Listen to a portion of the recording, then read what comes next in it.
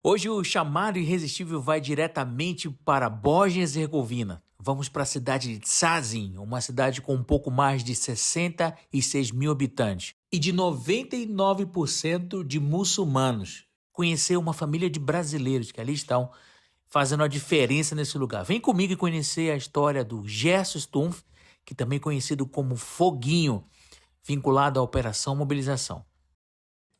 E aí, gente, tudo bem com vocês? Hoje a gente está recebendo um convidado mais do que especial, porque além de ser um missionário querido, é um amigo.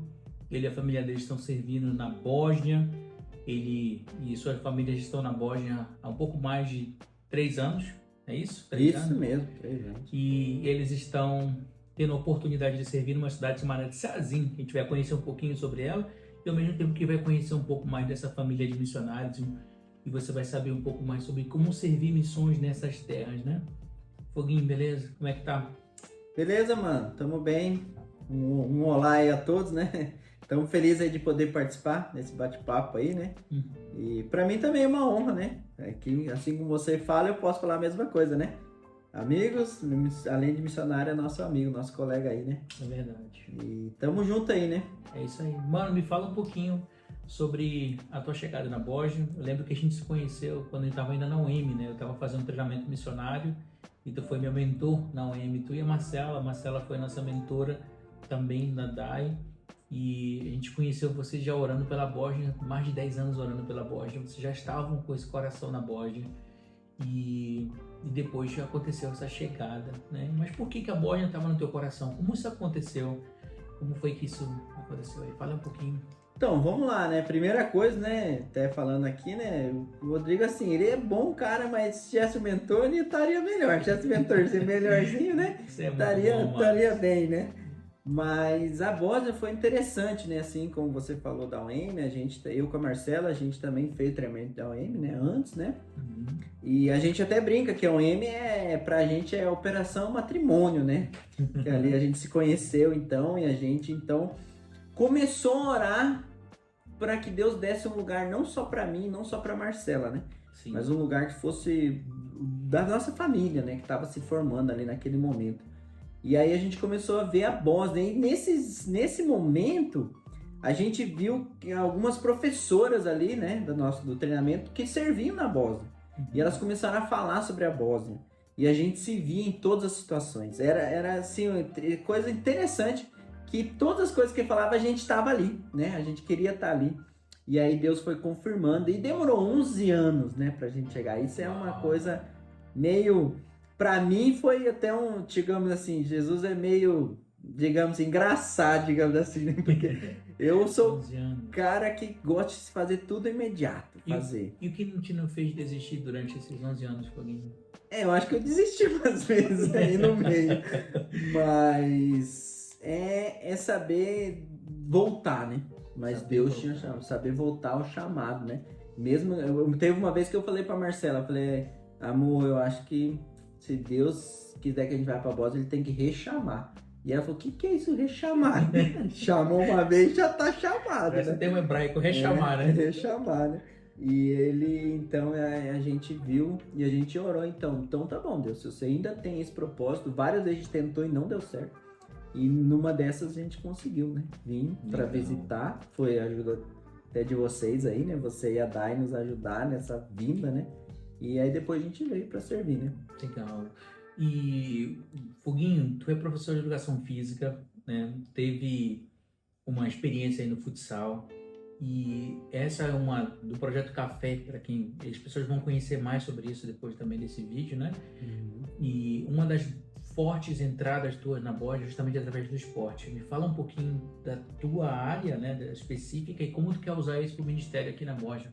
Então, aí falando sobre Bósnia, né, a gente começou a olhar com outros olhos para a Bósnia, que a Bósnia é um país que passou por muita situação difícil, é um país europeu, mas é um país europeu, digamos assim, né, é um país pobre da Europa, um dos países mais pobres da Europa, ele tem muita necessidade, e com a minha profissão, como você falou, de ser um professor de educação física, ser um treinador de futsal, isso abre muitas portas e também questão de não somente abrir portas, mas trazer algo de bom para a comunidade. Esse é o nosso intuito maior também, né? E a Marcela, sendo psicóloga, também, as pessoas aqui têm uma situação mental muito difícil por causa da guerra.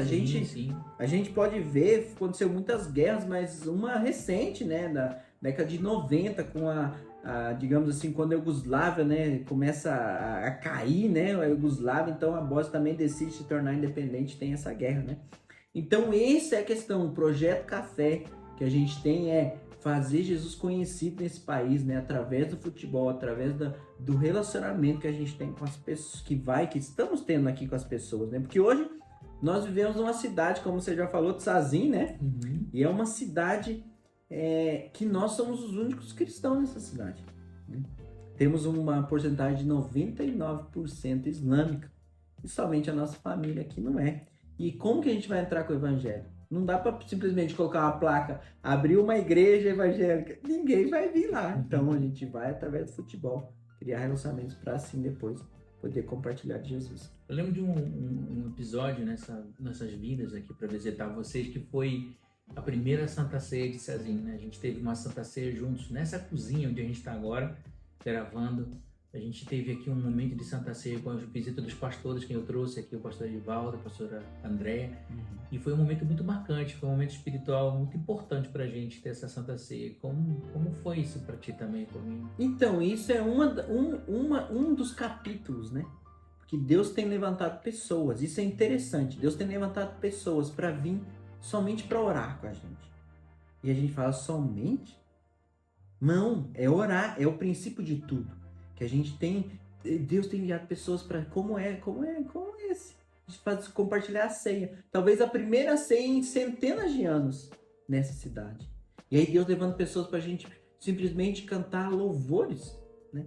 E a gente fala simplesmente, mas tem acontecendo coisas grandiosas através das pessoas que têm vindo, né? Então pessoas vêm nos dar uma carga, digamos, maior, um reforço, né? E a Marcela gosta de falar isso. De repente, quando você tá naquela guerra, você tá perdendo, de repente vem um reforço e você fala, agora vamos, porque agora tem mais gente com a gente, né? Então esses momentos sempre são muito importantes, né? O que você acha, Foguinho, o que é preciso para ser... Porque vocês são uma família de missionários, né? Você tem 3 filhos, né? E os teus filhos já estão bem envolvidos até com a comunidade local, participando das escolas, as meninas, né? O Jojo ainda vai vir, não vai para a escola ainda. O que você acha que pessoas que estão assistindo a gente agora, né?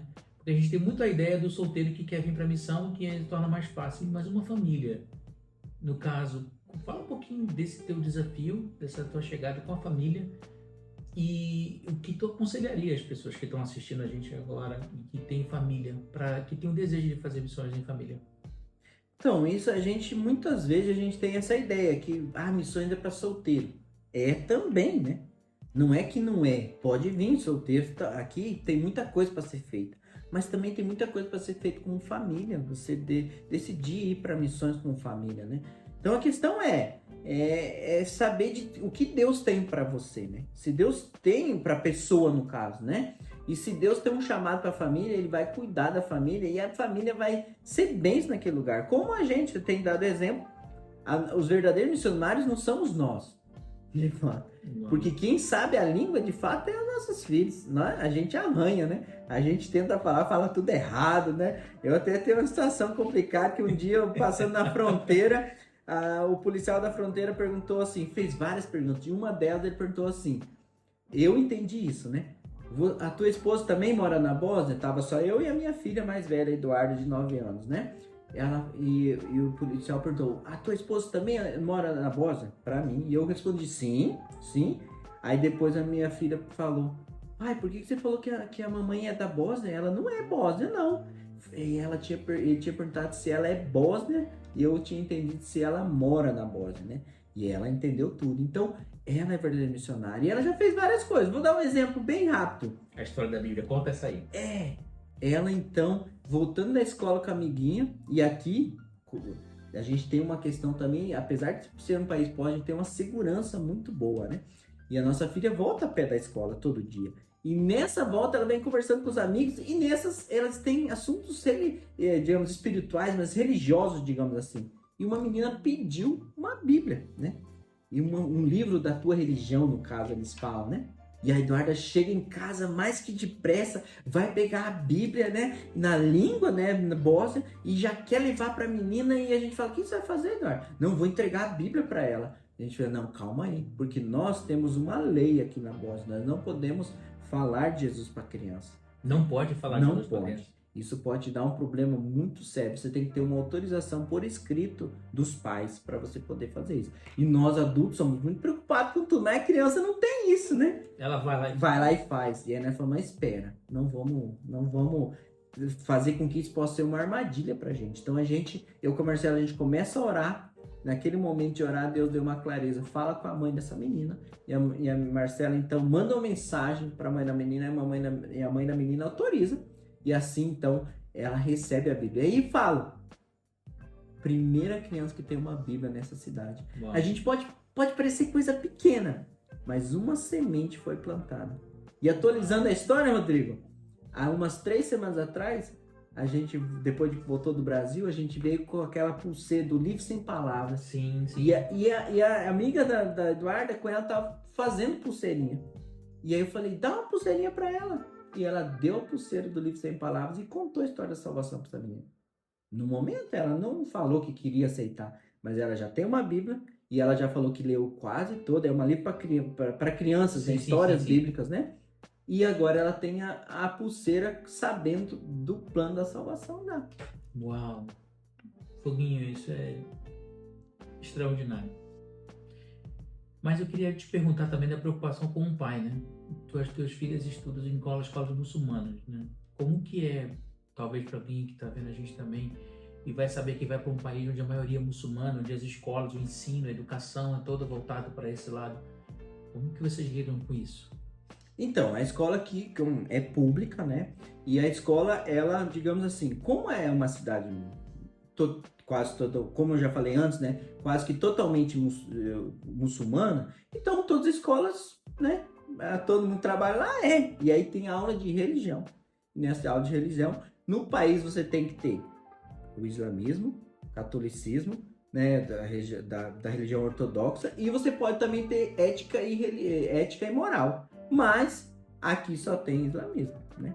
Então, quando a gente foi falar na escola, eu falei: não, só tem islamismo, mas ela tem a opção de não fazer essa aula, e a gente ficou orando e tal, mas a gente sentiu muita paz de que a gente está orando por nossos filhos, tudo que é falado lá na escola, a gente escuta deles e a gente fala o que a gente crê. Mas uma coisa interessante é que a professora muitas vezes tem uma aula que é no meio, então ela fica na aula, né, escutando, mas ela não precisa participar. Mas tem vezes que a professora pergunta: e Eduarda, o que você crê? Né? O que a religião de vocês crê? Uau! E ela já teve várias oportunidades de falar o que nós cremos dentro de uma sala de aula, né? Pode parecer coisa pequena novamente, mas ela tem compartilhado também no meio dessa escola islâmica, digamos assim. Maravilha.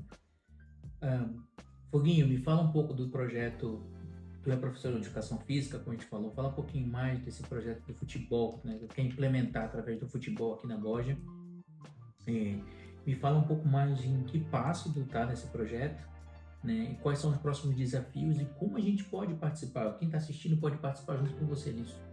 Então, vamos lá. Como eu falei, o nosso objetivo sempre foi vir trabalhar com futebol. A nossa caminhada aqui para a Bósnia, quando a gente chegou, a gente ficou 2 anos num projeto em uma outra cidade, ajudando o projeto para conhecer a língua, a cultura. E agora a gente veio então para essa cidade onde Deus nos direcionou para a gente abrir essa escolinha de futebol. Ainda não tem essa escolinha. A gente está naquele passo de vai, mas não vai, né? Tá para acontecer, mas não tá, né? A gente já, na frente da nossa casa tem um campinho society, né? E a gente eu vou ali fazer treino com meu filho Joás, né? Que tem 5 anos agora. E a gente já tá começando a conectar. Os outros meninos também já começam a dar treino. E os adolescentes também vêm para me chamar para jogar. Também eu tenho muita oportunidade de ir jogar com amigos, né? Futebol. Então essa área de futebol tem tido muita oportunidade da gente poder se conectar, mas também de ver que essa porta da escolinha de futebol está cada vez mais clara, né? Então, o que a gente precisa fazer agora? Principalmente ore para que Deus nos direcione qual caminho tomar. Questão de papelada, de documentação, questão burocrática, a gente consiga vencer tudo isso, né? Então essa é a principal função que todos podem fazer, né, pela gente que está nos assistindo. Ore para que Deus nos dê o direcionamento realmente do que fazer, né? E o mais a gente está começando o projeto, né? Mas daqui a pouco vai precisar de gente, né? Vai precisar de mais gente, porque nós temos... Rodrigo, eu tenho orado, quando Deus colocou no coração nessa cidade, nós também colocamos no coração esse estado. Esse estado são 8 cidades. E nessas 8 cidades só tem uma igreja protestante, que é a igreja que a gente serve na cidade vizinha. No restante não tem nenhuma igreja, né? Então a gente ora por essas 8 cidades. Quantos? 8 cidades. E quantas igrejas? Uma igreja com 5 pessoas. Então é Uau. isso. Possa orar por essas 8 cidades, mas também possa vir também, né? Nossa, Claro. vir, né? Uma última coisa pra gente fechar aqui a entrevista, Foguinho, que tá sendo muito legal, né? Na verdade, esse bate-papo, né? É que a gente desenhou junto um projeto de missões de curto prazo, onde as pessoas possam participar. Quem está assistindo a gente pode vir numa viagem de curto prazo, conhecer um pouco mais dessas realidades, tanto da Eslovênia como da Bósnia e de outros países aqui do leste europeu, como a Croácia, né? E ainda passando para conhecer as realidades também da Áustria, que está desenhando sobre isso. Me fala um pouco o que essa pessoa pode esperar, né? A gente está ainda na fase de elaboramos um projeto, enviamos ele, está sendo submetido para análise. Fala um pouquinho o que as pessoas podem esperar e se isso for dar certo, como que as pessoas podem participar disso? Então, hoje a gente, só falando rapidamente, né, a Europa, né, é o continente a ser alcançado, né, digamos assim. Hoje a igreja brasileira, a gente tem frutos de missionários europeus que foram até lá. Mas hoje a Europa é um continente que cada vez tem menos cristãos, igrejas fechando, né? E se a gente for ver essa realidade da Europa, é triste, mas mesmo assim tem coisa acontecendo. Mas quando você vai para o leste europeu, esse número é menor ainda. Quando você chega na Bósnia é menor ainda, mas vamos lá, vamos para o leste europeu, né? Então a gente tem feito essa ideia das pessoas virem aqui para ver a realidade, daquilo que está acontecendo aqui. Como é uma igreja aqui de 20, 30 pessoas é uma igreja grande, né? Então, para a pessoa ver isso, para entender o que funciona, o que a gente está fazendo, né?